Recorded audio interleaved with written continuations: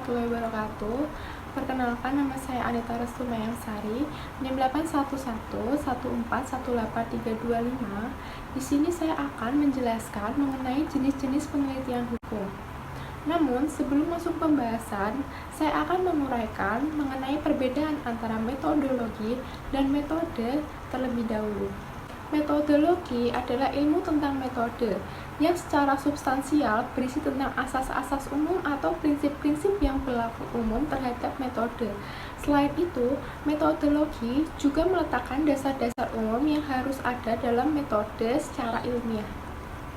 Sedangkan metode merupakan cara kerja ilmiah yang secara teknis dapat dipergunakan sebagai alat atau sarana dalam suatu penelitian, atau dapat dikatakan metode sebagai cara atau teknis dalam suatu penelitian.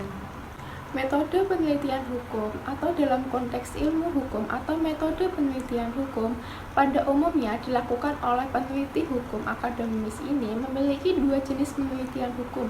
Yang pertama yaitu penelitian hukum normatif yang dipengaruhi oleh doktrin hukum murni dan positivisme. Yang kedua adalah empiris atau non-doktrinal.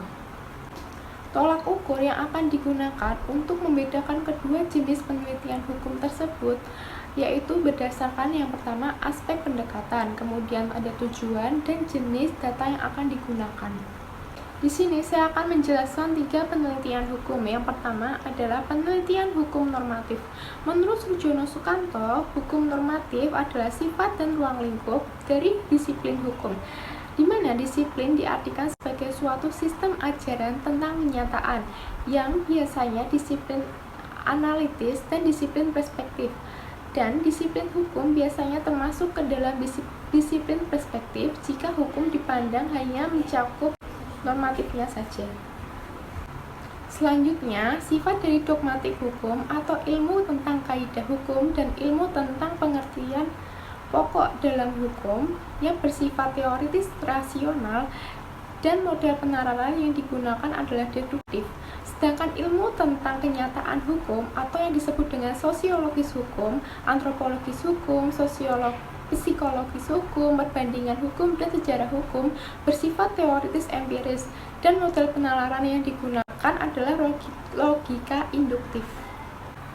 Berbeda dengan jenis penelitian hukum empiris, penelitian hukum normatif memiliki kecenderungan dalam menggambarkan hukum sebagai disiplin preskriptif atau bersifat menentukan, yaitu hanya melihat hukum dari sudut pandang norma-norma saja, yang tentunya bersifat preskriptif, biasanya untuk menyelesaikan masalah perkara hukum tertentu yang dilakukan oleh para praktisi hukum. Yang kedua yaitu penelitian hukum empiris atau penelitian sosiolegal. Kata empiris bukan berarti harus menggunakan alat pengepul atau teori-teori yang biasa digunakan di dalam metode penelitian ilmu-ilmu sosial.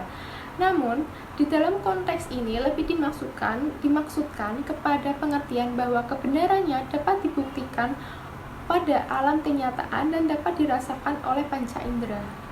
Oleh sebab itu, penelitian hukum empiris dimaksudkan untuk mengajak para penelitinya untuk tidak hanya memikirkan masalah-masalah hukum yang bersifat normatif, namun bersifat teknis dalam menerapkan peraturan hukumnya.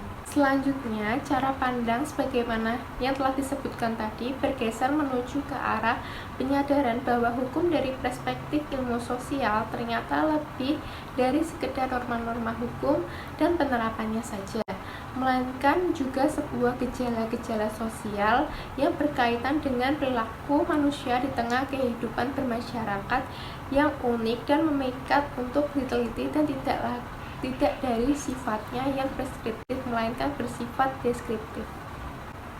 Penelitian hukum empiris merupakan model pendekatan lain dalam meneliti hukum sebagai objek penelitiannya. Dalam hal ini, hukum tidak hanya dipandang sebagai disiplin preskriptif dan terapan belaka, melainkan juga empirikal atau kenyataan hukum. Yang ketiga adalah penelitian hukum sosiologis. Penelitian hukum sosiologis merupakan studi hukum interdisipliner maupun salah satu pendekatan dari penelitian hukum yang bahkan berkesan bertolak belakang dari kajian hukum yang sifatnya doktrinal. Dan di dalam penelitian hukum sosiologis tidak mengacu kepada ilmu sosiologi maupun ilmu-ilmu sosial. Oleh sebab itu, para peneliti hukum sosiologis menggunakan teori-teori sosial tertentu sebagai alat bantu analisis dan tidak diarahkan untuk menjadi kajian ilmu sosiologis dan ilmu sosial lainnya, melainkan diarahkan untuk kajian ilmu-ilmu hukum.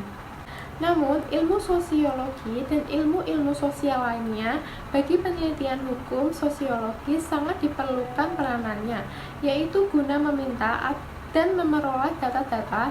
Hal ini sangat beralasan, mengingat bahwa ilmu sosiologi memiliki karakteristik yang deskriptif dan kategoris. Kiranya cukup sekian penjelasan mengenai jenis-jenis penelitian hukum.